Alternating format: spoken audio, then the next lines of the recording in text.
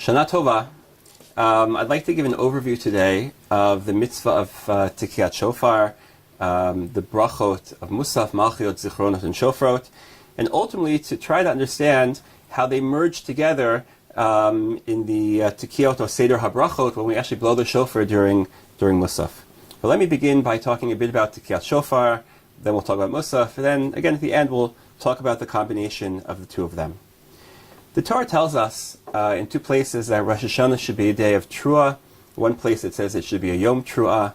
In another place it says it should be a Zichron Truah. And of course Chazal note the fact that the Gemara never mentions shofar specifically regarding Rosh HaShana, but rather they derive that shofar is blown on Rosh HaShana from the mitzvah blowing shofar on the Yom Kippur after the Yovel year, where the shofar is blown and the land goes back to its previous original owners and the slaves are released.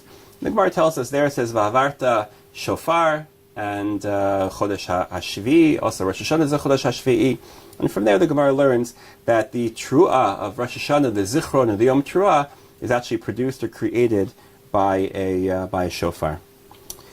I'd like to spend a couple of minutes talking about the different themes of Tikiyat Shofar, different reasons behind the mitzvah. What's interesting is that in many of our Sidurim, if you open the Siddur before Musaf, you'll see a passage from the Abu Draham, and the Abu Draham quotes Rav Saadia, who says there are at least 10 reasons for Tikiyat Shofar. We're not going to speak about 10 reasons, but rather we'll focus very briefly on three of the reasons, the primary reasons, I guess we could say, behind Tikiyat Shofar. The first reason, which is often mentioned, is to view shofar as a type of wake-up call to arouse us to do tshuva. And maybe the most famous passage that discusses that is the Rambam. We know that the Rambam in Hilchot Tshuva tells us that Afal Pi, even though the mitzvah of shofar is a gezerat hakatuv, it's a pasuk, it's a mitzvah that we don't necessarily know the reason for, he says remez yeshbo, there's a hint, and we can begin to understand the reason. And he says the reason for shofar, he says this again in Hilchot Tshuva, is oru sheni mishenatchem, that it's a wake-up call, that people should wake up from their sleep and from their slumber, and that they should do tshuva. And the Sefer Chinuch, by the way, also discusses this or echoes the sentiment in his discussion of the Mitzvah of Shofar as well. So on the one hand, one aspect of shofar is the aspect of listening to the shofar, and that we should think about what we're supposed to do during this time period, to Yeshua Hashem Bihimatzo. We should be coming closer to God and repenting. Another aspect of shofar is the aspect of coronation, of hachtara. And again, Rav Saadia mentions this as well in the list that's brought by the Abu Draham. And it's very evident, by the way, from a number of psukim, Utruat Melech Bo. Many psukim talk about the image of blowing the shofar or blowing the trumpets in honor of the king, even in medieval culture and even modern culture. And I'll just mention one interesting parallel or proof for this idea is actually from the origin of the Mitzvah of Shofar, which is actually Yom Kippur after Yovel. The Torah tells us, as I mentioned, that we blow the shofar on the Yom Kippur after the Yovel year. So a number of Mefarshim explain that the reason for this, or at least the reason for this mitzvah of the slaves going free and the land going back to its original owners, is that it shows that God is really king. It's a type of coronation that we do every 50 years, the Yovel year. The truth is, it's also true regarding Shemitah and other mitzvot. But how do we demonstrate that everything belongs to God, because God is really king? Again, slaves go free and the land is returned, and the blowing of the shofar is really the symbol of that. We blow the shofar, we coronate God, and everything happens. What's interesting is that the Rambam in the Sefer HaMitzvot makes a point to say that even though there's a similarity in terms of the source between Yovel and Rosh HaShana, he says don't confuse them. He says don't believe they have the same reason, because they actually have different reasons, where Yovel is about coronation and Rosh HaShana is about tshuva. Of course, it doesn't have to be. In fact, I think one might claim that it's more compelling to believe that they have very similar reasons, that the reason behind the shofar of Rosh HaShana is also an expression of coronation, like the shofar of Yovel. The final reason, which is mentioned again by the Rav Saadia, and as we'll see in a second is evident from many sources, is the idea that the shofar is an instrument of prayer. Through blowing the shofar, we pray to God. And we see that in the Torah and Sefer Bamidbar regarding the Chatzor Tzrot, when they would go out to war. Jewish people were commanded to blow the trumpets. b'no shatem, and if they blow the trumpets, hopefully their prayers would be answered and they would be saved. Interesting, the Rambam and the Ramban actually believe that pasuk is a source for a type of prayer, not the daily prayer, but what they call the tefillah be'et tzara, a tefillah which is said in time of crisis, and expressions of that are, for example, the fast days that we have when there's no rain, and in other types of crisis. And therefore, it appears that the shofar is meant to be not only a call for tshuva of coronation, but also a type of prayer. And by the way, we also see that in the Gemara regarding many halachot of shofar. For example, the fact that the shofar is generally not brought from the horn of a cow is one example, because the cow reminds God of Egel HaZahav. We can't pray to God with a symbol that reminds God of the Egel HaZahav. Similarly, the Gemara talks about whether the shofar should be from a Yael or an ayil, meaning is it from an ibex or from a ram? Is it a long, straight horn, or is it a curved horn? And the Gemara discusses, is it better, meaning what's more consistent with the theme of Rosh HaShana, kayef kfufei, or should it be pashit? And then those who look at Rashi and other Mefarshim, it's clear that they're discussing what is the proper form of prayer in Rosh HaShana. Is the image of prayer in Rosh HaShana one of an extended arms, v'nisalev aveinu akapayim, and therefore we might want a longer shofar, or is the idea more of kafuf, that we're hunched over in prayer? But either way, it's clear from these sources that shofar is meant to be an instrument of prayer. And therefore, in summary, what we did is we summarized, we demonstrated that shofar has many, many reasons. Among, I guess, the three primary reasons is to view shofar as a wake-up call for tshuva, as an instrument of coronation, and also an instrument of prayer. Of course, this may relate to a much broader issue regarding shofar, whether the nature of the mitzvah is one of shmiya or tekiya or shmiya, and there are many sources which discuss that. That's not the topic of our talk now, whether it be regarding shofar agazul. There are many, many sources, but it's just interesting that if I view shofar as a call for tshuva, then obviously the emphasis is on the listening, on the shmiya, or if it's really prayer, I would focus more on the tekiya. Therefore, the bracha might be different. But again, that's not our topic for today. How many tekiyot are blown on Rosh HaShana? So just to, I guess, give ourselves a brief summary, we know that Mida Araita, the Gemara tells us that there are 9 tekiyot which are blown, meaning that one blows a set of tekiya, trua, and tekiya. Tekiya is, of course, a straight sound, a pashut, and then trua is a broken sound, and another tekiya. That set is blown 3 times, so you have 9 sounds which are Mida Araita. The Gemara tells us that Mida Rabbanan, there was a takana that we should blow 30 sounds. Why? Because apparently, even though we know that trua is a broken sound, we're not sure what sound exactly it is. Is it the sound of Yala Yelule or Ganach Ganuche, or Ganuche Ganach, I should say?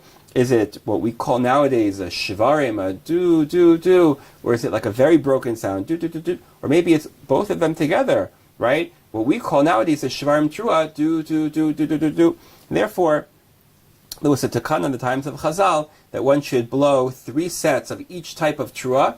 Again, a shvarim, a trua, and a shvarim trua. That, of course, adds up to 30. There's a debate whether that's a real suffix. It's literally a suffix deraita. Did they really forget what the trua was? Or it was just collecting different customs, like Rav Hai Gaon believes. But in any case, the minimum, at least, midrabanan, is to hear 30 kolot. What's interesting is that the Gemara in Masechet Rosh HaShana, Adaf Tet Zayin, takes this a step further and tells us that we take these tekiyot and we blow them twice during the day in Rosh HaShana. Ideally, they're blown before Musaf. Those are known as the tekiyot of Mu'umma that are said sitting, even though we generally stand. And the tekiyot, the Mu'ummad, those that are said standing. Those are the tekiyot that are said during Musaf. The Gemara tells us, why do we blow twice? The Gemara says, Delo Arbev Satan, in order to confuse the Satan. Let's leave aside, for now, exactly what that means. I'd like to now spend a few minutes talking about Musaf, and then again, hopefully talk about the combination of Tekiyot and Musaf. The Musaf on Rosh HaShana, of course, is unique, not just because it's long because there are 3 long brachot, Machiot, Zichronot, and Shofrot, which are unique to Rosh HaShana. Actually, they may also be said on Yom Kippur of Yovel. Unfortunately, we don't have Yom Kippur of Yovel nowadays. And in fact, the Gemara in Rosh HaShana tells us, on Daf Tet Zayin, Imru lefanai Rosh HaShana, Machiot, Zichronot, v'Shofrot. God says, Ki'ilu to the Jewish people, you should say before me, you should say the Malchut, the Zichronot, and the Shofrot, Malchut Kadesh Tamlichuni Aleichem, and the Zichronot Kadesh Yale Zichronechem Lefana Latova, Uvameh Uvashofar.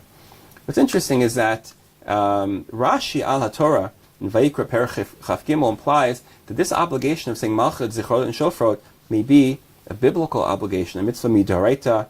And he writes Zichron Tru'ah. What does it mean? A remembrance is Zichron Tru'ah. He says Zichrone or Zikaron Psuke, Zichronot u Psuke Shofarot. Of course, the Rishonim ask how is that possible that these brachot would actually be midoraita, especially in light of an interesting Gemara in Masechet Rosh HaShana that has the following sort of dilemma. If a person, remember, before Sidurim, people didn't necessarily know, they weren't able to daven.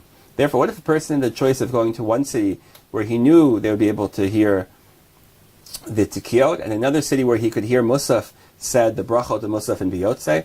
The Gemara says clearly one should go to the city where the shofar is blown, because shofar is midoraita, and as the Gemara says in Rosh HaShana daf lamed daled amud bet, the brachot are midorabanan. Therefore, how is it possible that Rashi could even imply that the brachot are midoraita? Rav Soloveitchik suggested that maybe Rashi is only talking about a case where the brachot are accompanying the shofar, but I'd like to leave that aside for a few minutes. We'll come back to this idea, hopefully, in a few minutes. How are these three brachot, Malchut, Zichronot, and Shofrot, incorporated into our normal Shmona Esrei? For our way, we know that Shmona Esrei, even during the week and on Chagim, starts with three brachot, which we know focus on praising God, on Shevach, and there are three brachot at the end, thanking God, of Hoda'ah, and there are three middle brachot. And during the week, these 13 middle brachot are what we call bakashot. On Shabbat and Yom Tov, they describe the Kedushat Hayom. But what do we do on Rosh Hashanah? Where do we squeeze these other three brachot? There's actually an interesting machloket in Masechet Rosh HaShana daf lamed betum and aleph, where, of course, we know that our practice is that we say the regular first three brachot, and then the fourth bracha, we combine malchiot with talking about the sanctity of the day, and then we blow the shofar. Then we say zichronot and blow the shofar, and of course shofar and blow the shofar. But Rabbi Yochanan ben Nuri had a different idea. He thought the malchiot should be said during the third bracha, but no shofar should be blown. The fourth bracha should be Kedushat Hayom, the sanctity of the day. The fifth should be the zichronot, and the sixth should be the shofar. And Rabbi Akiva asks a number of questions. And the most powerful question is, according to the Gemara, well, hold on a second. First of all, why don't we blow shofar if that's true during the third bracha? That's when you're saying malchiot. And in a very odd line in the Gemara says, and if you're already saying malchiot and the 10 psukim, which we'll talk about in a second, of malchiot, then you should say 9 psukim and not 10 psukim. It's a very cryptic Gemara. I'd like to share with you a thought of Rav Soloveitchik that will hopefully shed light on the structure of malchiot, zichronot, and shofrot. Then again, hopefully in a couple of minutes, we'll talk about the combination of blowing the shofar, malchiot, zichronot, and shofrot. Rav Soloveitchik challenged us to basically open a machzor and take a look at malchiot, zichronot, and shofrot. The truth is, it's more apparent in zichronot and shofrot. And Rav Soloveitchik claimed that really the bracha, the blessing of zichronot and shofrot, have three distinct parts. The first part is really an introduction describing, shofrot or zichronot or even malchiot, the aleinu. The middle part are the psukim. Chazal tell us that we should say psukim during malchiot, zichronot, and shofrot, actually 10 psukim. We say 9, which I'll mention in a second. 3 from the Torah, 3 from Ksubim, and 3 from Nevi'im. Basically, this middle part, I guess, provides a basis for understanding what is Malchut Hashem, and what does it mean, Zichronot, and what does Shofrot mean. And then the third part is what Rav Soloveitchik says is a bakasha. Elokeinu ve'elokei avotenu. Right? We ask God, Tikah b'shofar gadol l'cherutenu. God, you should blow the shofar, and you should be king over us, Timloch aleinu, etc. And at the very end of the blessing, we say the 10th pasuk, right? V'kayem lanu. We say, and God, you should fulfill that which you yourself said. And then we quote a pasuk from the Torah again, which basically supports the bakasha, the request from God. Rabbi Soloveitchik says that that's what Rabbi Akiva was saying to Rabbi Yochanan ben Nuri. He was saying to him, if you're already moving Malchiot to the third bracha, so first of all, you can't do Tekiyat Shofar, because the shofar is a prayer. It's actually a bakasha. We're asking God to be remembered. You can't do that in the third blessing of Shemona Esrei. We praise God there. We don't ask God for things. And therefore, also the 10th pasuk, which is associated with a bakasha, with asking God for something, that also can't be said in the third bracha. And therefore, Rabbi Kiva says to Rabbi Yochanan Manuri, meaning you can't say 10 psukim, according to your opinion, we should say 9. In any case, I'd like to bring us to our final point. We discussed the nature of shofar a bit, and we discussed the structure of Musaf. Now I'd really like to ask the following question, which I think is really one of the most central questions to our davening on Rosh HaShana, which is really, what is this creature of blowing the shofar during Musaf? Whoever heard of such a thing, that we blow the shofar while we're doing the Shemona Esrei? For those of you who have the custom of blowing the shofar during the silent Shemona Esrei, it's even more jarring, right? That during your silent Shemona Esrei, there's somebody blowing the shofar. But what exactly did Chazal have in mind? What are we trying to accomplish? And I'd like to share with you two approaches. One idea could be that really the tekiyot, blowing the shofar, are there to enhance the tefillah, to enhance the brachot. And the truth is that makes a lot of sense, meaning we already said that the tekiyot are a form of tefillah, they're a form of prayer, and therefore during our Musaf prayer, not only do we have our prayers from Malchut, Zichronot, and Shofrot, the words which we articulate, but we also enlist another type of prayer, the prayer that has no words, the prayer which is said with the instrument, with the shofar. Because sometimes prayers are more effective without words. Sometimes we don't even know how to articulate our thoughts. Of course, we remember back to the command from the Midbar of the Chatzor Tzrot, that during a time of war, we literally cry out with the Chatzor Tzrot in a time of crisis. And therefore, it could be that the tekiyot are enlisted as a form of prayer to enhance our Malchut, Zichronot, and Shofrot. I'd like to, however, suggest another and possibly opposite possibility. It might be that the Malchut, Zichronot, and Shofrot actually enhance the Mitzvah of Shofar and make it a much richer type of mitzvah. Interesting, I mentioned before that Rav Soloveitchik suggested that when did Rashi believe that Malchut, Zichronot, and Shofar were midoraita? When they're combined, right? When they're said, when they're accompanying the blowing of the shofar. And that's an interesting idea. Is there a notion of mitzvot being enhanced by their context? Now, obviously, we could have a long discussion regarding mitzvot tzrichot kavana and the like, but let me give you two quick examples. First of all, one that our Rebbe Rav Lichtenstein would often quote. He quoted that which we say at the Seder of Gamliel, Hayomer Kol Mishalo Amar Shlosha Devarim. A person who does not say Pesach Matzah Moror has not fulfilled his obligation, while the simple understanding is we're talking about the obligation of Sipor Yetzias Mitzrayim.